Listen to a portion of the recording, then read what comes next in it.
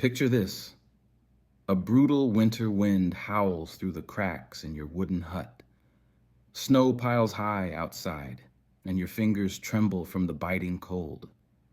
There's no central heating, no warm fleece blankets, just a thin wool cloak and the flickering light of a fire struggling to keep you from freezing.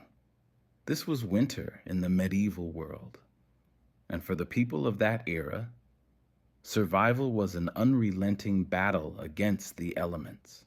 But how did they endure such bone-chilling cold without the comforts we take for granted today?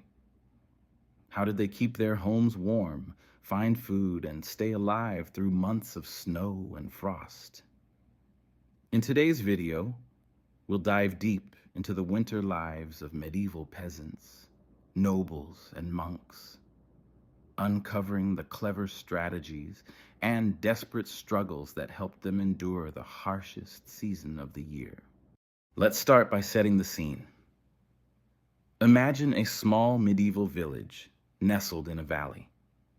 The harvest season has ended, and the fields lie dormant under a blanket of snow. The villagers have worked tirelessly in the months prior, gathering grain, drying herbs, and preserving meat, because once winter sets in, the land offers little to sustain them. Peasants, who made up the vast majority of the population, lived in simple wattle and daub houses with thatched roofs. These homes provided only basic protection against the elements. The walls were often thin, and gaps allowed drafts to creep in. To keep warm, families relied on a central hearth, an open fire in the middle of the room. Smoke filled the air, as chimneys were rare in the early medieval period. The heat was precious, but it was never quite enough. People huddled together for warmth, sometimes even sharing their living spaces with livestock to benefit from the animals' body heat. Clothing was another defense against the cold. Wool was the fabric of choice, often layered to provide insulation. Peasants wore tunics, cloaks, and hoods, while women wrapped themselves in shawls and thick dresses.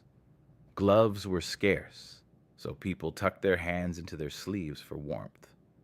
Footwear was often made of leather, lined with fur or straw for extra insulation. Food was a constant concern during winter. Without fresh crops, diets shifted to preserved foods. Salted meats, dried fish, smoked sausages, and root vegetables stored in cellars. Bread, made from the autumn's grain, was a staple.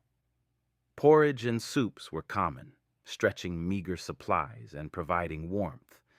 If stores ran low, hunger loomed. Harsh winters could lead to famine, and in desperate times, some turned to foraging or even theft to survive. Nobles, while better off, were not immune to winter's grip. Castles were cold, drafty stone fortresses. Large fireplaces warmed the great halls, but private chambers were often frigid. Tapestries lined the walls to block drafts, and thick rugs covered the floors. Fur-lined cloaks and velvet robes offered comfort, but even the wealthiest felt winter's chill. Entertainment helped pass the long, dark evenings. Storytelling, music, and games brought light to the gloom.